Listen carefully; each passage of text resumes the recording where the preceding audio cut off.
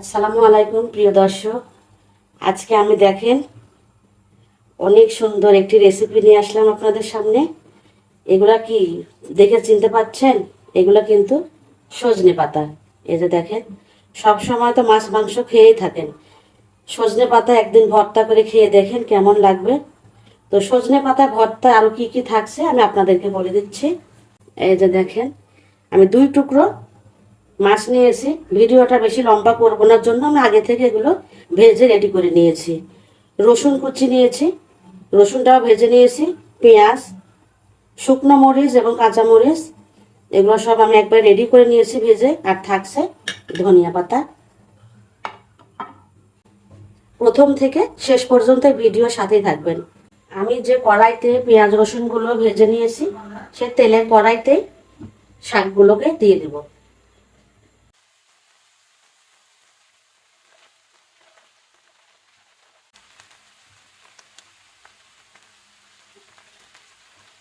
ধনিয়া পাতাগুলো দিয়ে দিচ্ছি।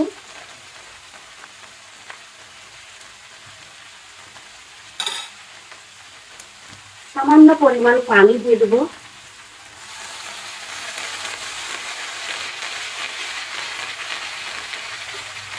স্বাদ মতো লবণ দিয়ে দিচ্ছি। অল্প পরিমাণে হলুদ দিয়ে দিচ্ছি।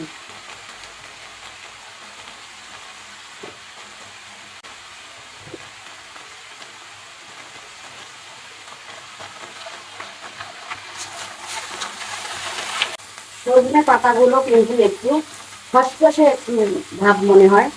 এই খসখসে ভাবটা দূর করার জন্য, সফট করার জন্য আমি 1 চিমটি পরিমাণ খাবার সোডা দেব। এই যে খাবার সোডা, এতে করে খসখসে ভাবটা থাকবে না, আর শাকগুলো অনেক সুন্দর সফট হয়ে যাবে।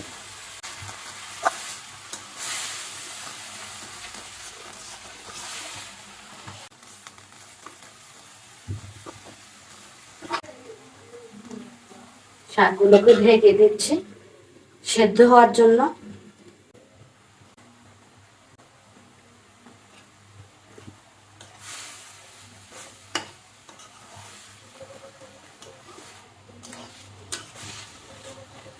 এই যে দেখেন, দেখে মনে হচ্ছে কত সুন্দর শাকগুলো নরম হয়ে গেছে। এখন আমি পরিমাণ মতো তেল দিয়ে দিচ্ছি।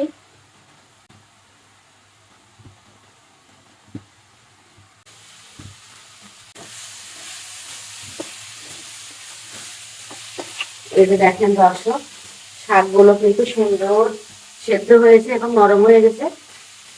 এখন আমি চুলা থেকে নামিয়ে নিচ্ছি।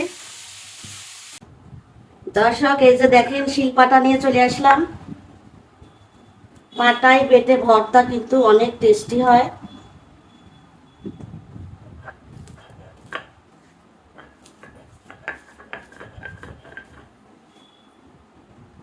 ভেজে রাখা মরিচগুলো আগে বেটে নিচ্ছি।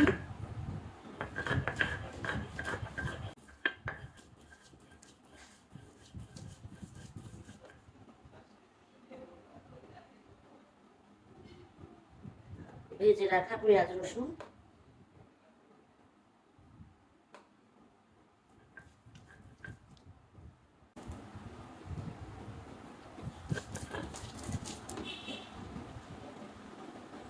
ভাজা মাছ আমি কাটাগুলো ছাড়িয়ে নিয়েছি।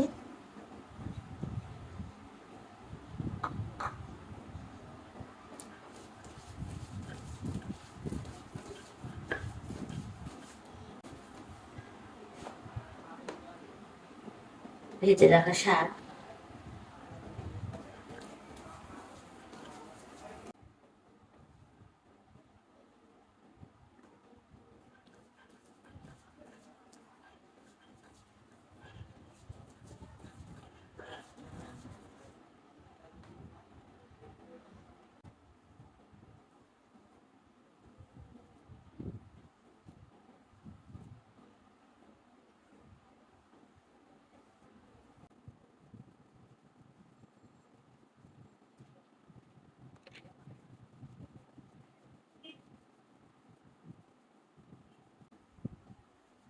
ঝালটা লবণটা আপনাদের পছন্দ মতো দিয়ে দিবেন। তবে ভর্তাতে ঝাল ঝালটাই বেশি টেস্ট লাগে।